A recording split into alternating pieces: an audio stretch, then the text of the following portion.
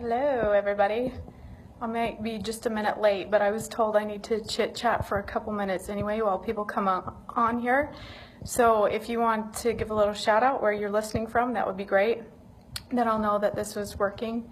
I haven't seen anything yet, but Kai said that it takes a couple minutes to get a response. So, okay, I see two of you now. Yay, welcome. I'm just going to give you a quick little tour of the Younique Foundation while we're waiting for people to come on. Hi guys, hello. I'm going to turn this around. We're going to go out of my office for a second and go into our space. Sorry, it's a little bumpy. I'm walking in high heels. I should just take those off. Anyway, so this is our office, and this was actually a gift to us from Younique Corporate, which we're very thankful for. We've got some boardrooms over here, space that we can grow into, and we're excited about that because we plan on expanding quite a bit, and that will be really good.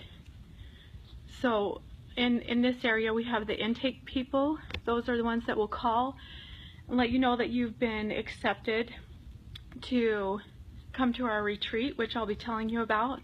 And then we have clinical staff over here, and our marketing team sits over here and back behind that door, and there's a separate entrance to that.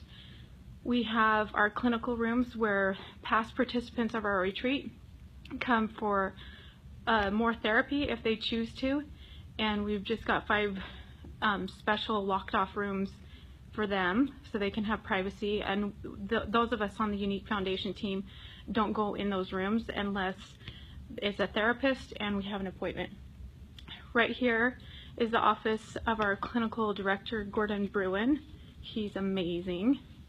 And then another boardroom here, and our executive director, Chris Yaden's in that one.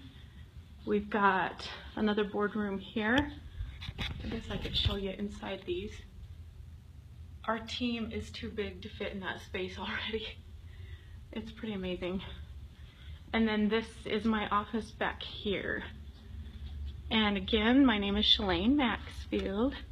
I'm the president of the Younique Foundation, and I hope that you guys will ask questions. I'm going to flip this back around so that you can learn more about what we do at the Younique Foundation.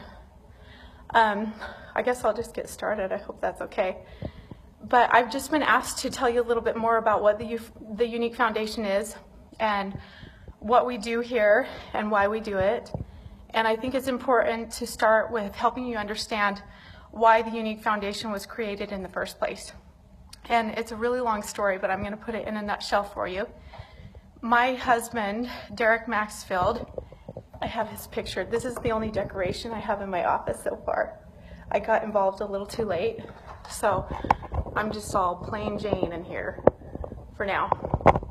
Anyway, my husband had cancer. He got leukemia about 6 months after we got married, and while he was in the hospital, he got really close to become close friends with this guy named Greg.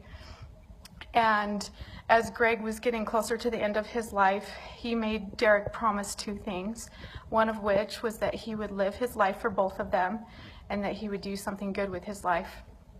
And the company that my husband started before this was called Next Steps, and Derek sold that company, and we built a house, and he was going to retire. That's my half quote marks because I'm holding my phone with the other hand. Anyway, he had promised his friend that he would live his life for both of them and do something good. And he wanted this software company that he had developed and grown, and it was really successful. It was doing great. He had employed lots of people, and he treats all of his employees so well. Well, he kind of knew when he sold that there was something more. Something was just kind of nagging inside of him that he needed to do more. And one day when he was driving home from work, we were talking on the phone, and we were talking about a survivor of sexual abuse. And we were saying how awful it was that her life had been so negatively impacted by what somebody else had done to her as a child. And it was like God himself spoke to Derek's heart when he said, "That's so unfair, why doesn't somebody do something about that?" That voice penetrated his heart and just said, "Yes, Derek, why don't you do something about that?" So that was really the birthplace of the Younique Foundation. Derek and I, wanted to help survivors of sexual abuse have freedom in their lives and to be able to not just function, but to have joy. So we decided that we would start something for survivors of sexual abuse. Now, for those of you who have heard, but some of you may not know, that sexual abuse affects 1 in 4 girls and 1 in 6 boys before the age of 18. And if I told you that 1 in 6 boys and 1 in 4 girls would have cancer or some deadly illness by the time they were 18, I really think that we would drop everything and do something to help them. But survivors of sexual abuse, their stories get swept under the rug. People don't want to talk about it. They don't want to do anything about it. Survivors are told they just need to get over it. And we didn't think that was very fair. So we decided to do something about it. And Derek immediately thought, or it was probably over time, but very soon he was thinking, well, how are we going to pay for something like that? Because we've got to really make a big impact. And that is when he decided to start Younique, the products company. And he had everything lined up. The business plan was ready.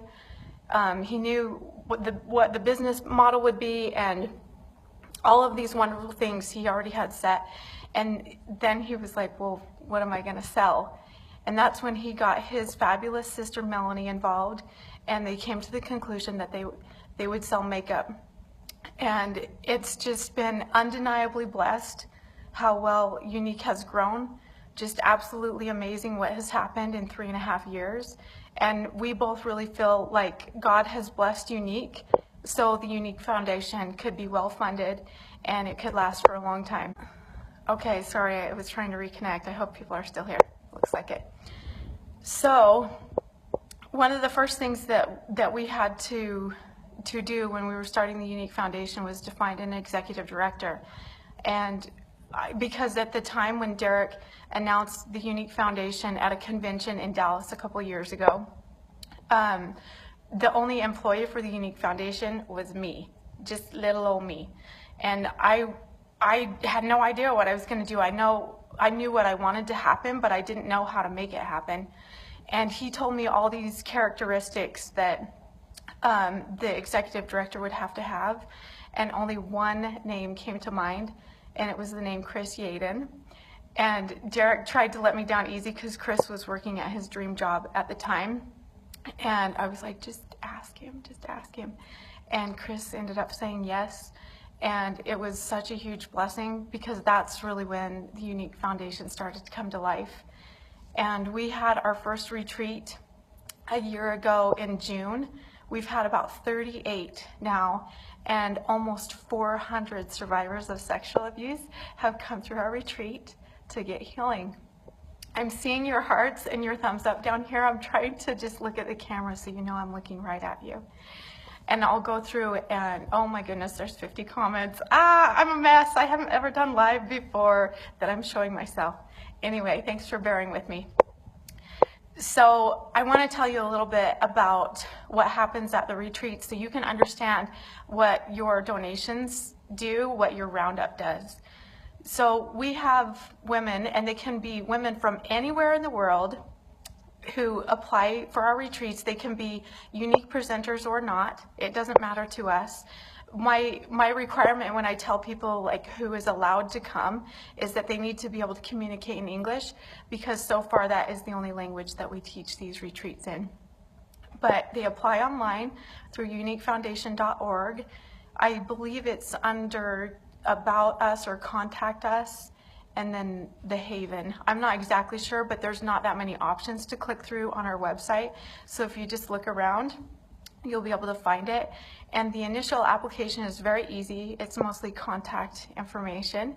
And then someone on our team will contact you and get more information from you. And then, I also think it's important for you to understand that we do these retreats for adult women. They have to be over 18 now, whose abuse, their sexual abuse happened before the age of 18. So if you think of a little girl who was molested by a neighbor, that kind of situation, or a family member, whatever it is. And speaking of that, I know there's so much emphasis on stranger danger.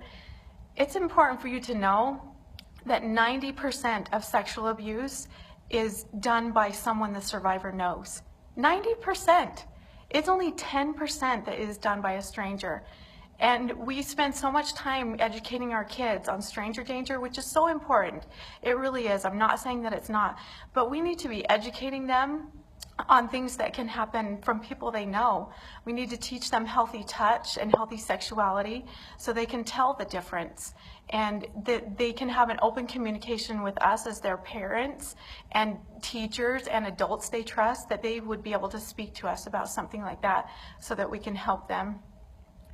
So at these retreats, once somebody is accepted through the application process, we reach out to them and help them find a date that is convenient for them to come, that we can help them get to our retreat.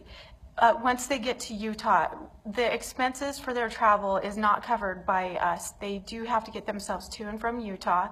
But once they get here, we'll pick them up from the bus depot or the airport, or we'll meet them at a designated spot, and we take them up to the retreat. They always start on Mondays and end on Thursdays. And what we do at the retreat is offer a huge, it's 12. There's 12 different classes, a variety of classes that are all specifically chosen or created to promote healing. So the women have an opportunity to connect with something that they may not have chosen before. Some of the things that we offer, but they're not limited to, are yoga and Muay Thai. I absolutely love Muay Thai. It's a form of self-defense, and it's so empowering, which is so important for survivors of sexual abuse to have that feeling of empowerment. We offer health and nutrition classes, cooking classes, art, journaling, and journaling. There's a nature and mindfulness walk. We do a makeover and photo shoot, and unique makeup is an option, but it's not limited to that. If they request it, they can have it. But we've got a variety of makeup. We're not trying to promote our makeup at these retreats, but some women ask for it. So we do that. Then there's a few other classes. There's even a drumming circle that's taught by a career therapist who's now retired, and he helps them to listen to their heartbeat and get in tune with their body again, because a lot of survivors will disconnect from their body because the trauma that they felt is very painful, and it's easier just to shut off emotion, and it's a coping mechanism for many of them. One of the first things that we do also on Monday when they get there is we do a Japanese art form called kintsugi. I don't know if any of you know what that is, but they take a broken piece of pottery, and instead of throwing it away, they mend it with golden lacquer. And you can see how participants of our retreats would find that particularly meaningful, that there's still beauty in the brokenness. And we just try to teach them that their lives matter and that they are important and they have worth.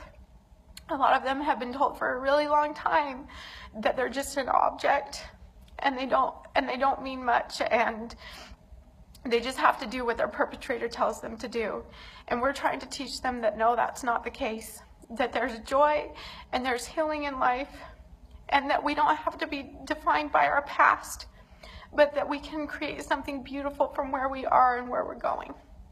So that's the gist of it. I'm going to read some of these comments and try to answer any questions, and as things come to mind, I will just shout them out. One of the first things a lot of people ask us is if we will ever do these retreats for men, and yes, we do hope to have these retreats for men at some point, but we don't have any solid plans to do that right now. Our focus for the meantime is on women. And yes, we do hope to expand into other states and hopefully into other countries so that we can bring this method of healing to other people around the world and make it easier for them to get it. Okay, let me see if I can read and see if there's any questions. And you can answer questions right now. I see that there's some of you coming. Oh my goodness, there's over 100 comments. Sorry. I haven't ignored you on purpose. I'm just trying to concentrate because I'm totally nervous. Okay, I might be missing questions, but yes, 90% is scary. It's very scary. And one of the other things that we do while I'm thinking about it is that we launched a campaign called Defend Innocence. You can find our resources on defendinnocence.org. We're trying to educate parents and caregivers on ways that they can protect their children. We teach education and awareness, like grooming patterns, so you can be mindful of the way people are treating your kids. We do a confrontation or confronting with kindness, so that when there's an awkward situation, you know how to handle it and just say, hey, look, my child is really uncomfortable with the way that you're doing this or that, and I just need you to stop. So, because those conversations can be really uncomfortable. And then there are a total of 5 of those. You can find all 5 of them on defendinnocence.org. As Kai has pointed out, there's 13,000 of you in this group, and roughly 4,000, if the statistics are correct, and we believe they are because they've been done by private and government studies, that 1 in 4, so about 4,000, would be survivors of childhood sexual abuse. That's a lot of women. There are a lot of people that need help. Hi, everybody that's saying hi. Okay, I'm going to scroll back down.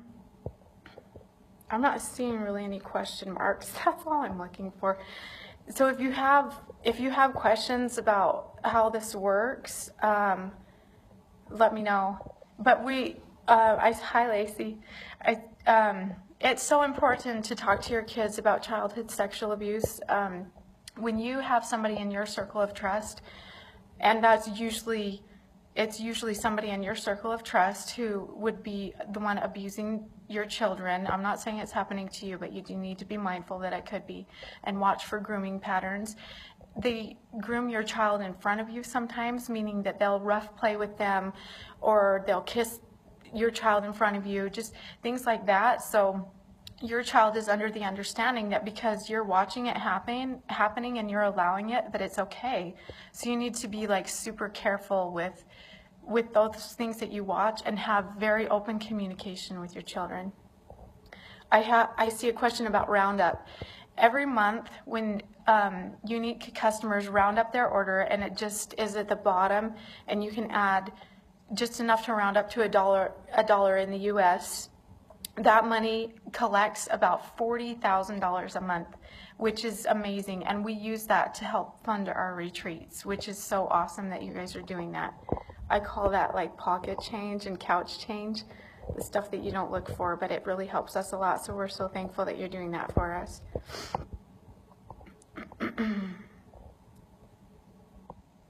Okay. Yes, I love that people are wanting to help their sisters too. Let's see, what does Defend Innocence do? Thank you, Shelby. So with Defend Innocence, it's just really our education campaign to help provide tips for parents to protect their children from childhood sexual abuse.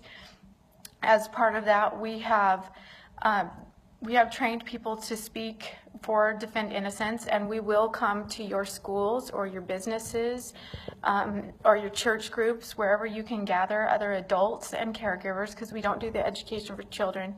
Maybe someday we will, but right now it's just for adults. We will come speak to your office or your congregation or whatever for free, and you can choose which of the 5 they're kind of like little seminars that we teach, and they're really educational. We stay after to answer questions and things like that. We are working on age-appropriate material.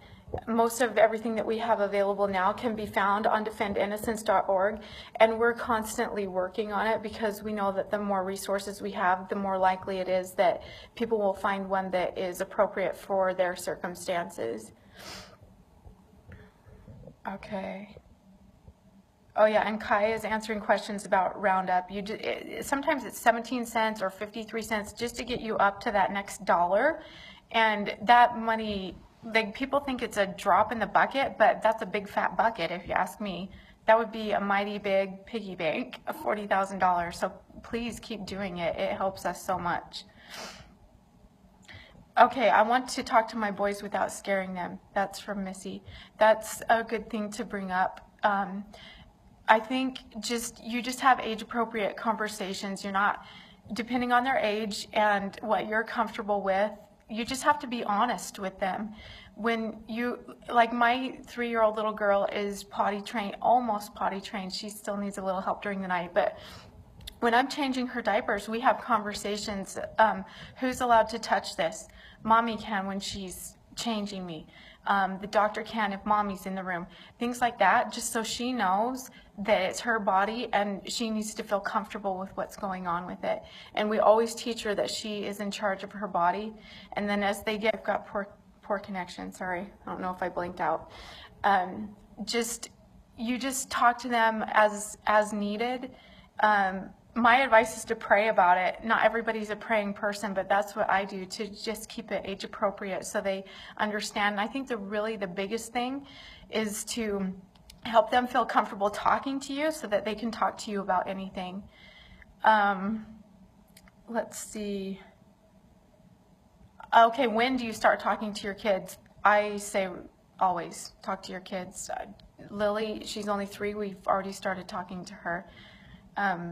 Just when situations arise, she actually got a cut from her bathing suit the other day, and we talked about that from her, so she was able to tell me, yes, it hurts. And you just have to be honest. One really important thing is that you always teach your kids the appropriate names for their body parts. I know a lot of times there can be nicknames that make the parents and or the kids more comfortable, but it's super important that they know the names of their anatomy, so if something goes wrong, they're able to use that appropriate name for what happened. Your body rules. I like that you're teaching your son that. I can't tell. Okay, sorry, it keeps cutting out. Pediatricians often have good resources for educating your kids too. There are several books online. I got several. I can't even remember the names of them right now, but if you actually, I don't even want to suggest what you type in because you never know what you're going to get. I can't think of the names of them, but if I think of them later, I'll put them in the comments. But there are several books online that are helps for educating children about their body and good and bad touch. Good and bad touch might be, like children's good and bad touch might be I'm not going to promise, might be a safe thing to search for on Amazon. And then sometimes they'll give you other recommended books that might be a good place to start too. Okay, anything else we can do to help besides monetary donations at this time? Thank you, Lonnie. We will have volunteer opportunities a lot of times. We post them on our youniquefoundation.org website. One of the things that people help us with the most are in-kind donations. They'll send in blankets. The size requirements are listed on our website as well. And for those unique presenters who are coming to our convention, that's a good place to bring them. You can also mail them to us. Our address here at corporate, I'll have to post for sure, but I believe it's 3400 Mayflower Avenue, Lehigh, Utah 84043. If that's not right, I will add it later in my comments. Another thing that we give the participants of our retreat is a journal, and we always love it when there is an inspirational or encouraging comment written in the front. Each one of them is gifted a journal so they can write down their feelings, and journaling is actually a really good form of therapy.